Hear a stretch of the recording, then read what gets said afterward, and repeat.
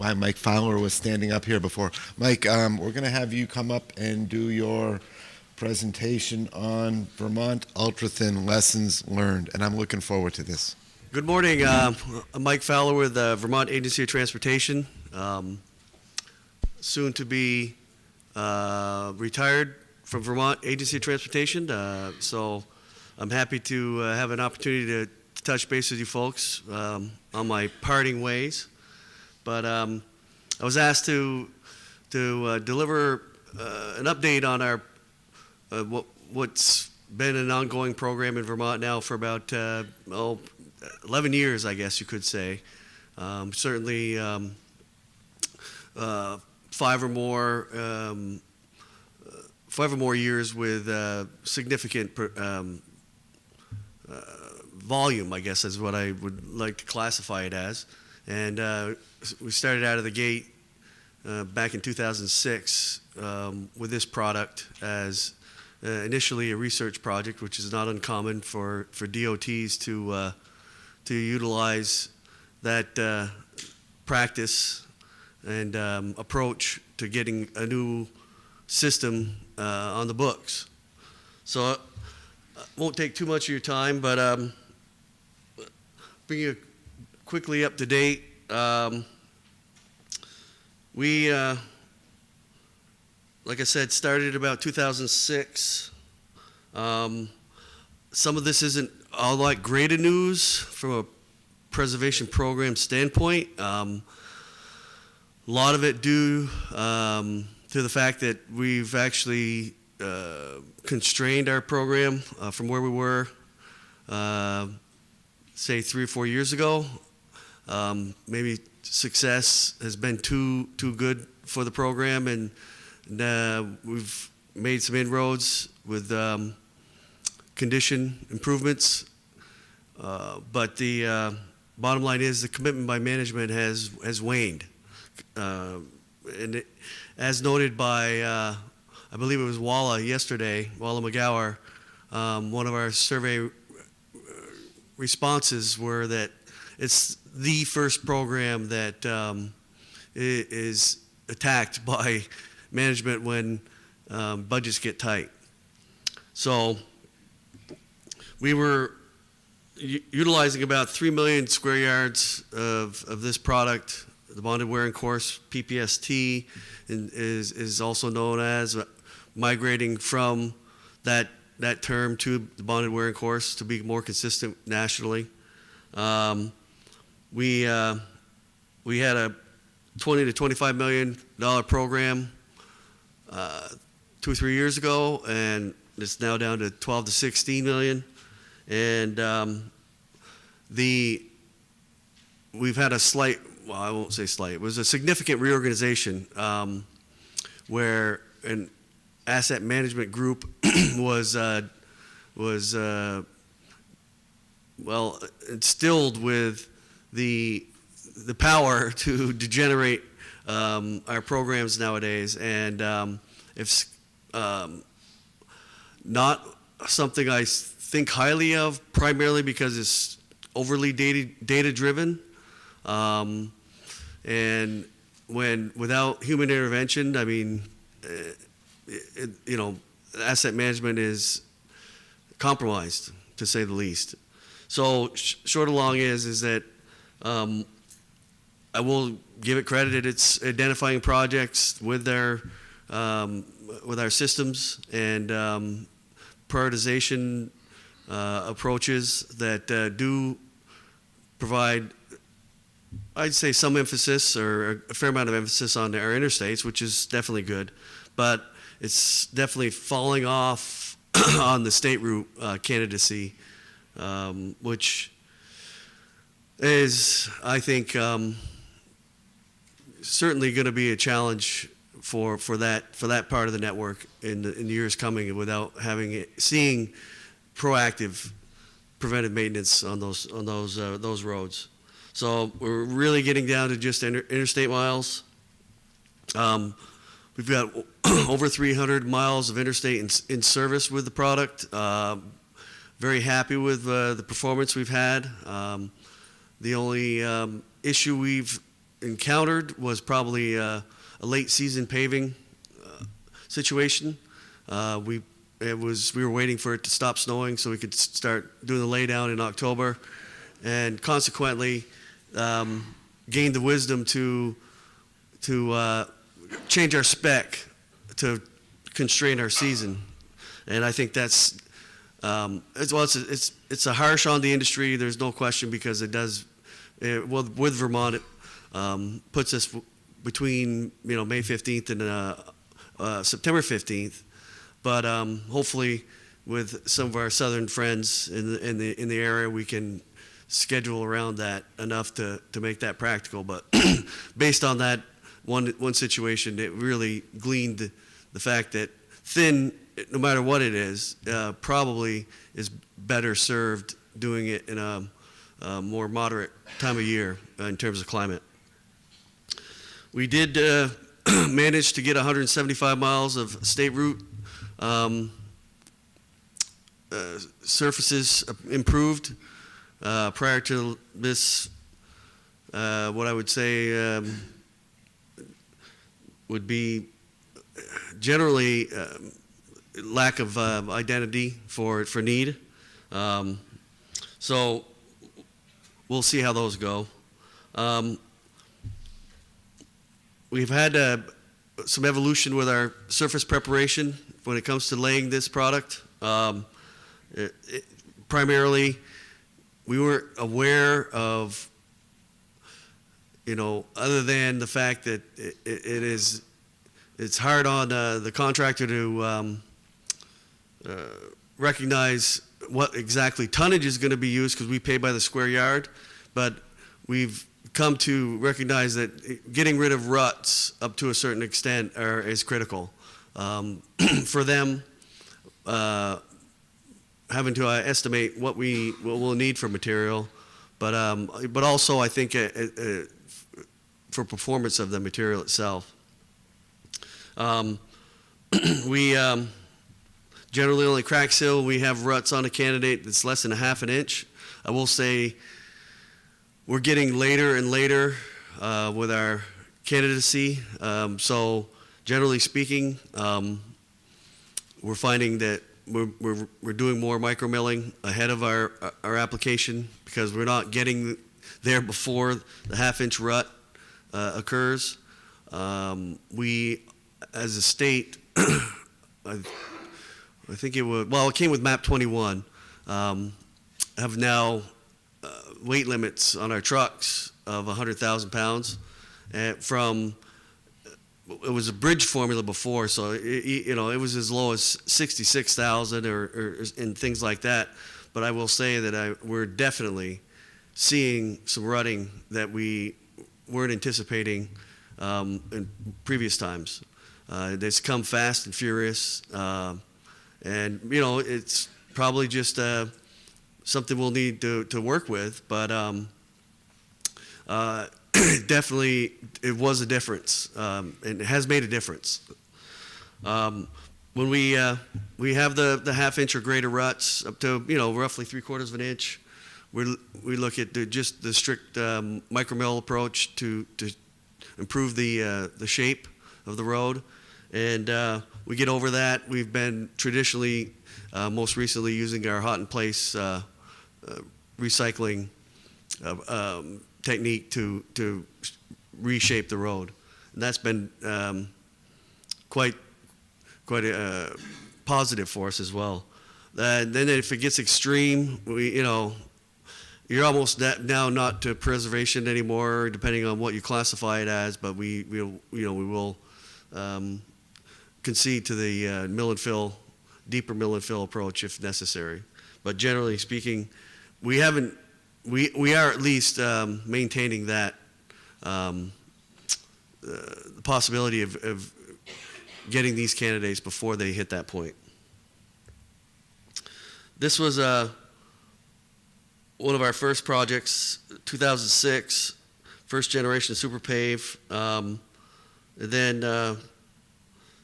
that was where we had the research, which the research report was just published, and it's certainly available to anybody that's interested. but we had a mill and fill backed up to a Nova chip overlay, or sorry, I should say bonded wearing course. And for us, Pavement placed surface treatment, which we stole from New York, their specification initially. Short and long is that it was backed up to the mill and fill, and frankly, the results showed that the bonded wearing course was vast superior. But again, I would suggest that you read the report for yourself, and if you're interested, and take it from there. But our specifications have evolved. As I suggested, we did steel New Yorks right out of the gate, which had the 25 LA abrasion specification, and to open up more quarries or suppliers, we did up that to 30. We do not allow wrap in our mix, which I think is definitely beneficial.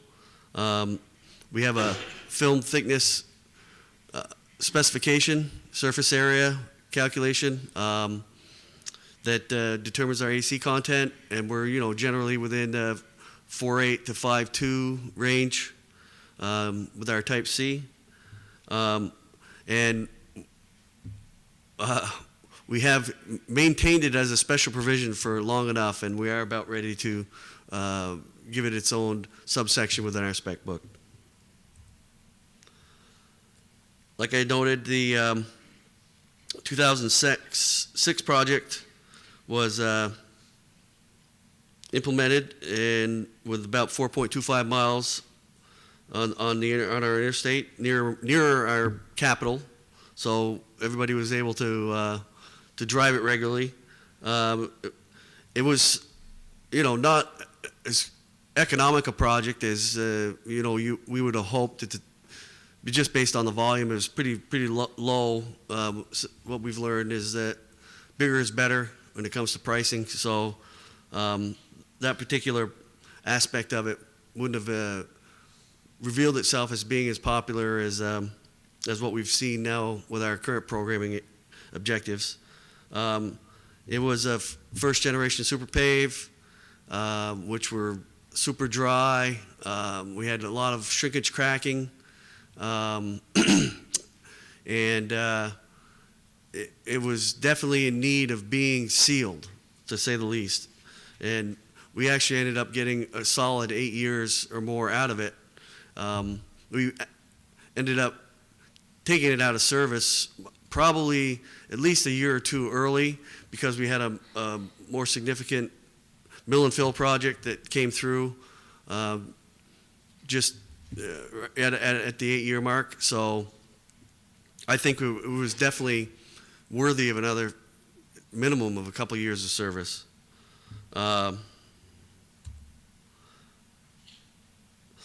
That's a bit of a sample, and I think that doesn't even do justice, because it looked like a spider web when we crack sealed it prior to the treatment, and so that particular photo doesn't actually show, I think, how significant we were looking at the shrinkage cracking that we were dealing with. That was just the first winter of it. You see, there's nothing returning. It was impressive. And then 2012, it almost looked like the day it was put in 6 years later. These are some pricing points, and as I mentioned, you can see how elastic the costs were per square yard based on volume. So we've definitely targeted large projects these days, and we'll continue to do so going forward. In fact, we just let our biggest one ever in this winter, 52 miles on the interstate on 89 from through Chittenden County into northern Vermont, and that's a tough project because we have a lot of night work and such. So, and we also now go to we're looking at PG 7028 as our primary binder, or default binder, I should say, as a means of ensuring that there's some polymer getting put into the binder. So short of long is that's added a little cost compared to when we were the 5828 days as a default. We used to alternate bid by default so that there was the opportunity for non-self-priming paver companies to be part of the action. And the 6.3 millimeter is another. We've done a lot of stealing from New York. Another spec that we stole from them. It's basically a super paved mix. We put it down at 1 inch. And that was, like I said, a means of providing folks that didn't have the self-priming pavers to bid on these projects and compete. I will note that now through the years, we've become so enamored with the bonded wearing course material that we no longer, we've stated to the industry that we're probably not going to alternate bid anymore because we want the bonded wearing course material as our surface course, and that's a number of reasons. Night work was one big one.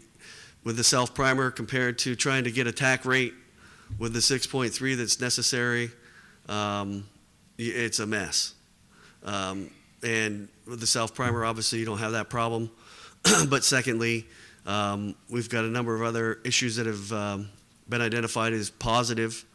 Winter maintenance being one of them, less salt usage, brine, whatever you want to call it, quieter. A number of factors have made it become more attractive as the go-to wearing surface. So one good thing is that for the industry, at least, that it participates in that product is, yes, our programs has shrunk in terms of pavement preservation as the name of it, but we're also applying this to now as a final wearing course for full depth reclamation projects and other type of sites where the friction particularly is desirable. You can see that's just a quick graph on pricing based on volume. We've maintained basically I guess you could call it an average right now of about $450 a square yard for the product. We've had some projects come in a little bit less, again, all related to volume. Just one of our more notable projects where we actually had echelon paving by All States Asphalt. Probably pushed them hard on terms of schedule, so it was necessary for them to go with the echelon. One thing I will note, and I mean, you can classify it however you want, depending on how you want to interpret it, but you can see back in 09, 10, 11, 12, our program for preventive maintenance was ramping up and really accelerating, and commitment was pretty strong. You can see in the last 3 years, something's changing based on our condition surveys. Whether it has anything to do with the commitment to preservation or not is, a good question. Could be a lot of factors. I do know with that success that we were realizing, our management became a little bit more sensitive to the very poor roads that are, the worst first. And we've actually created a whole new program to do very poor roads, and it took directly from the preventive maintenance program. So I don't know. time will tell. Maybe as a consultant, I might be able to help them out, but we'll see. Thank you.